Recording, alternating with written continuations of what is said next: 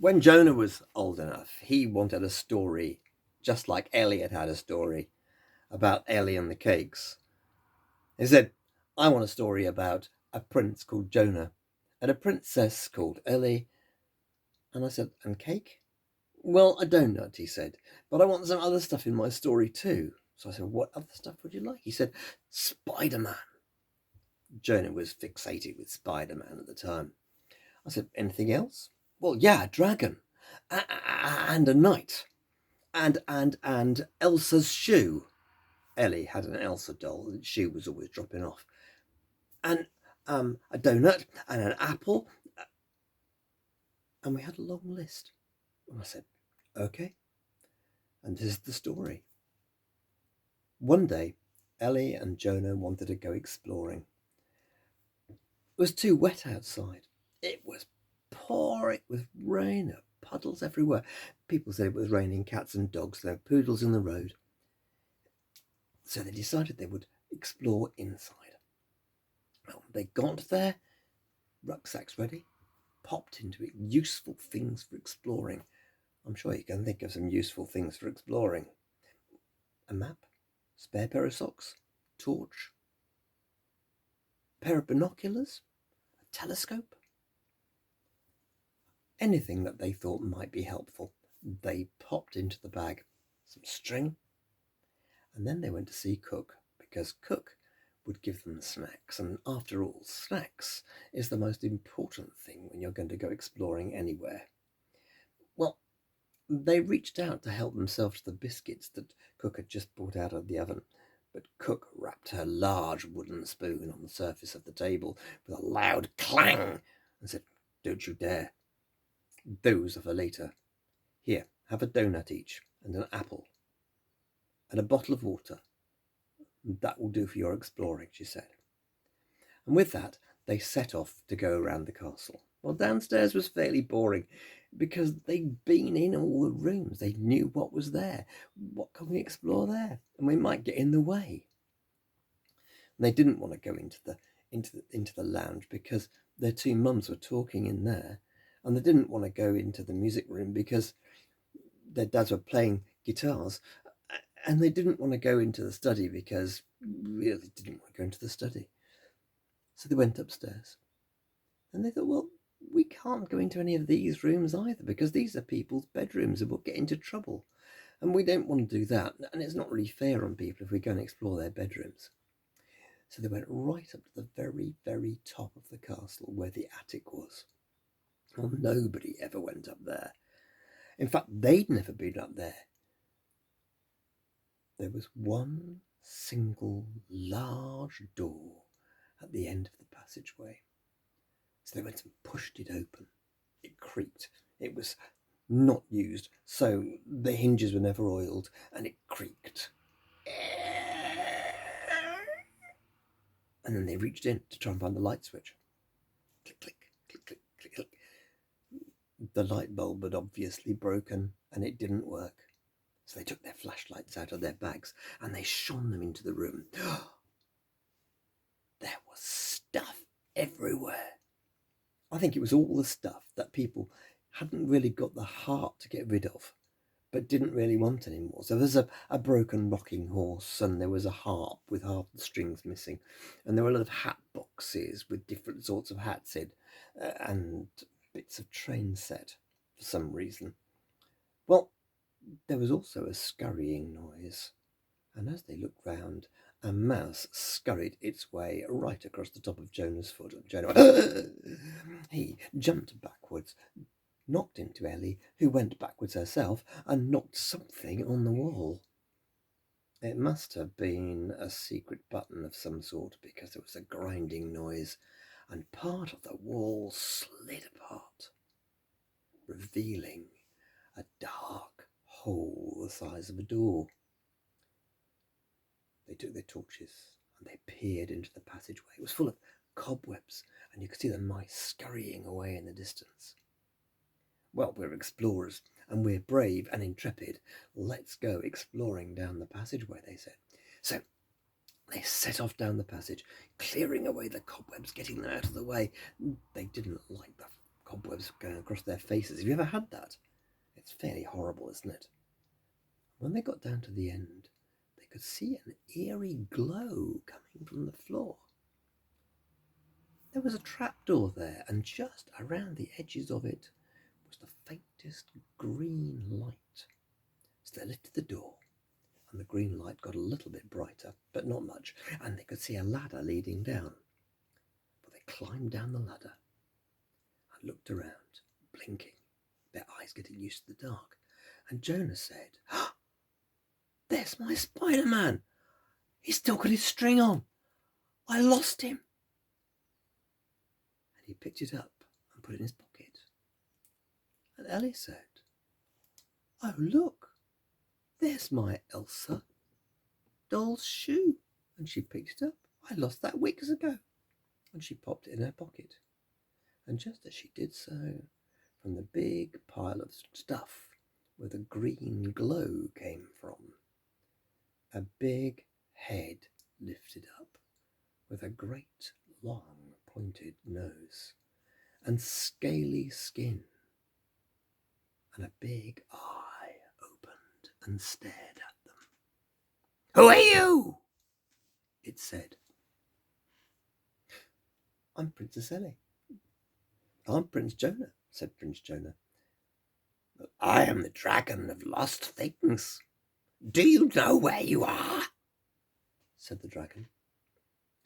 "Well, not really. We've never been here before." "Then you are lost, and you will have to stay with me forever, for I am the Dragon of Lost Things, and I look after everything that is lost." Oh. Well, the two children, who really wanted to be able to go home for tea, thought about it for a minute and said, "Well, we'll sit down here for a minute." And they sat down, opened their rucksacks, and took out their donuts. The dragon looked. Is that a donut?" "Yes," he said. "Is it a whole donut?" "Yes." "Is it a stale donut?" "No." "I've never had a whole donut that's not stale before." "Haven't you? Would you like to share one of ours?" "Oh, could I?" said the dragon. So Ellie put her donut down in front of the dragon. Jonah shared his donut with Ellie, and they sat there eating. You've never seen somebody take so long over eating a donut in all your life than that dragon, who licked it with the tip of her tongue, sniffed it with the end of her nose, licked the sugar off, and gradually nibbled away at it until it had all gone. Jonah took an apple out of his bag.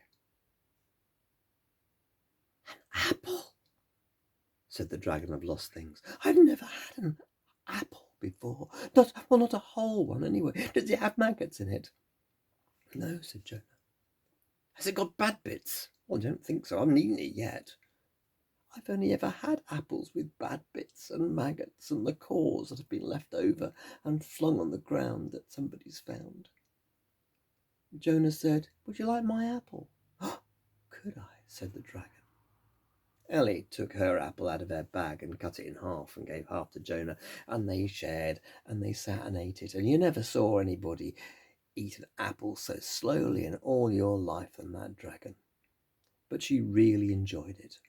Anyway, when they'd finished, there was a clanking noise, and from a door at the end of the room, which opened, appeared a knight, the fattest knight you've ever seen. He looked really old and dishevelled, and his armour didn't fit anymore because he was so fat, so it had to be tied together with bits of string. In one hand he carried a shield, and in the other hand he carried, well, you might be thinking he was carrying a sword, or an axe, or a mace, or a club, but he wasn't. He was carrying a Tesco's carrier bag. "Hello," he said. I'm Sir Find-a-Lot. I find things for the Dragon of Lost Things," he said. "Pleased to meet you." "Pleased to meet you too," said the two children. Sir Find-a-Lot went across to the dragon, bowed his head, very reverentially and tipped the Tesco's bag out in front of her. There, in a pile, added to the rest of the junk that was underneath the dragon, of teaspoons and things like that, appeared a knife that had been dropped down the side of the sofa, some raisins, Great Granny's false teeth, and Great Granny had been dead for a year. There was also various toys, some bits of Lego, all things that people had lost. A key, a set of keys, and a ring. Well, there we are. That's today's findings. Not bad, I think, said Sir Find-A-Lot. Sir Find-A-Lot, asked Jonah, where does that door come out? Oh, it comes out behind the pantry and the kitchen, said Sir Find-A-Lot. Then we know where we are and we can go home. The two children skipped joyfully towards the door, waving goodbye, and as they were about to leave, there was a noise behind them. Oh, it wailed. And as they turned round, they saw the dragon was crying, and it had teardrops pouring down its nose all the way to the end. And as it got to the end of its rather hot nose, the teardrops would dry up and turn to steam, and rise into the air. Whatever's the matter, they said. I've only just found two new friends who shared a donut and an apple with me, and it was so lovely, and now you're going to go and leave me all alone, and I shall be useless again. Well, we could come and see you, could you? Said the Dragon of Lost Things. Would you tell people about me? Well, probably not, they said. They might think that we were a bit odd, but we could take back some things that people had lost. And then maybe they'd be pleased to let us go exploring again. The dragon said, this ring looks precious, and those keys, I bet somebody needs them.